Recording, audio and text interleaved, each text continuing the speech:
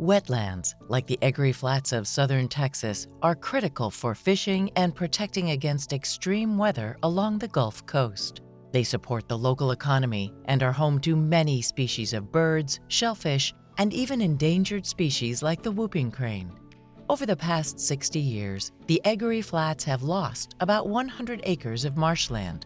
The development of nearby roads interrupted the natural water flow in the area and further threatened its survival.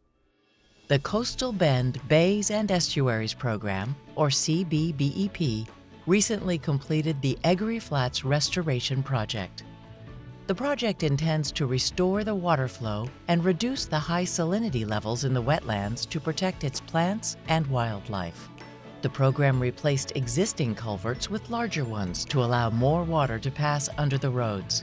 As water flows and the salinity lowers, vegetation is expected to return. To encourage this process, the project also included planting 8 acres of marshland.